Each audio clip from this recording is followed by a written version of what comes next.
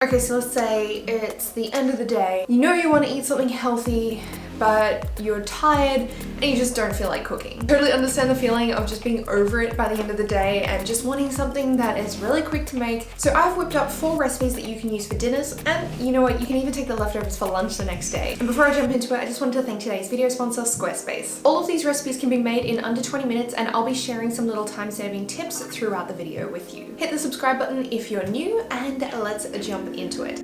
These are options you can use for a dinner, but they're also suitable for a lunch. I personally use these sort of things after training because it's really quick to whip up, and if I don't have meal prep, I can grab one of these options. I want food that's fast to make but doesn't taste boring. First off, we have this chicken burrito bowl. Now, I'm going to make and show you how to make a fresh salsa, but if you make it with this amount of ingredients, it's going to last you for a little bit, so you can keep some in the fridge. So that is another way that you can save time, is by keeping some of the ingredients already on hand, such as this salsa. So I used 1 onion. I'd recommend using a slightly smaller onion than I used, and then I chopped up 4 tomatoes. I also added in some coriander, and then I also used the juice of 2 limes.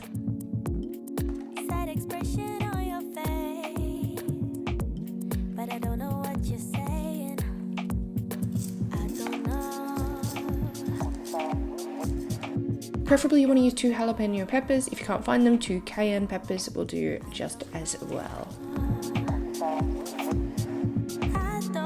Now I'm going to heat up 1/4 cup of black beans, and I'm also just going to quickly make some pre-cooked rice. I'm going to use 1/2 cup of brown rice, and then I'm going to put the beans on top.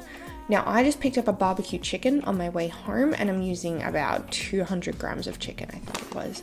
Then I'm just going to spoon over the salsa, add a little bit of grated cheese, and instead of sour cream, I'm swapping that for Greek yogurt. Just a slightly healthier option.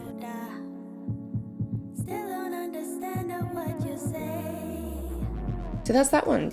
All you have to do is come home with a barbecue chicken. If you've already got your salsa ready, then the whole thing is only going to take you about 5 minutes to prepare.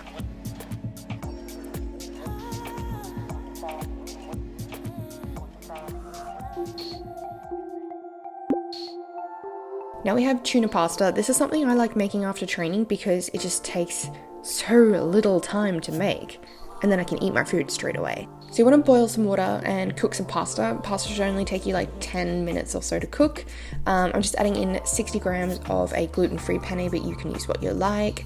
Then I'm heading over to another pan, and you can either use 2 small tins of tuna, or I just use 1 medium, like 120 gram tin. Throw in some cherry tomatoes, some spinach. You want things that can go soft pretty quickly when you throw them into the pan.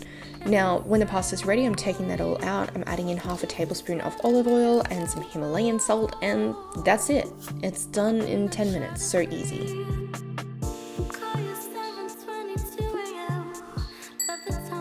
Obviously, you can screenshot this shopping list if you want to save the ingredients, but if you want a full step-by-step guide, make sure you check the description box because I'll have all the recipe pages linked.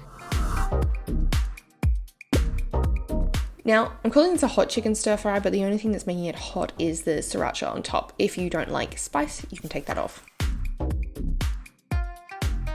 I'm starting off by finely slicing up 1/4 of a cabbage. This dish is a great way to get your veggies in because it's just chock full of them. Cutting up some chicken breast as well, about roughly 150 grams per serving that I make.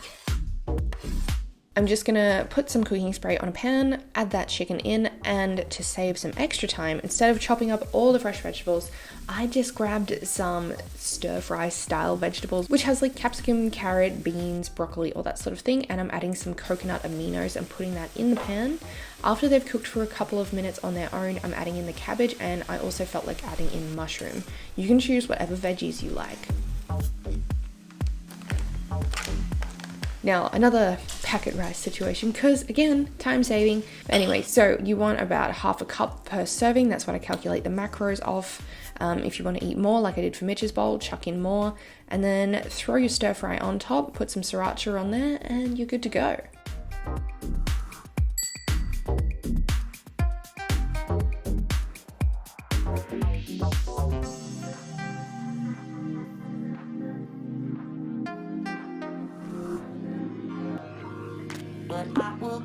And now we have a Salmon Piccata. If you're not unfamiliar, a piccata is just a sauce that contains lemon juice, capers, and butter. So firstly, I'm going to chop up some garlic. You can use as much or as little as you like. And then I'm going to head over to a pan and put a fine slice of unsalted butter in there. So it's roughly 4 grams worth of butter. Now we've got 2 fillets of salmon. I'm going to season them with Himalayan salt and then lemon pepper.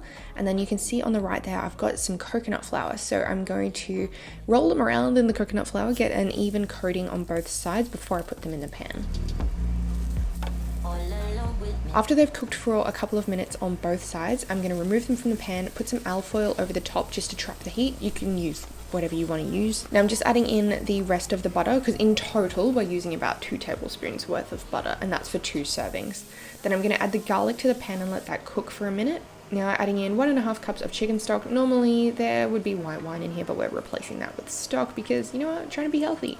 Adding in the juice of 1 lemon, 2 level teaspoons of coconut flour, but you can use cornstarch if you want to thicken it a bit more. Roughly 2 tablespoons worth of capers. And then I'm putting the salmon back in, spooning some mixture on top so it can soak through, adding some fresh parsley, and then my thawed broccoli I'm going to throw in there to cook as well. Of course, you don't have to have the rice. You can just have it with vegetables, same as with the stir-fry dish before. As you can see, my enormous lack of plating skills, I have no idea what I'm doing when it comes to this stuff. But anyway, there we go. That recipe is done. It is very, very quick. Like, I made that meal and filmed it in between 2 coaching calls, and it didn't take very long at all.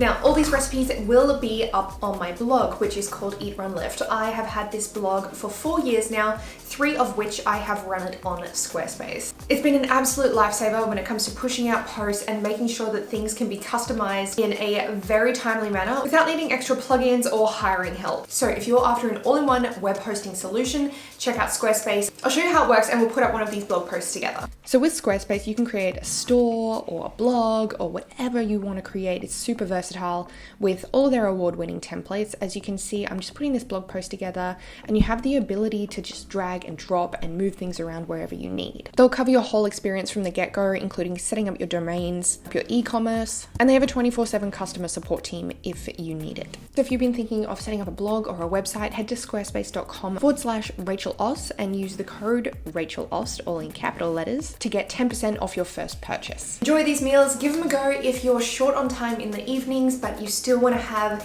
a healthy and delicious option. I'll catch you in my next upload. Bye!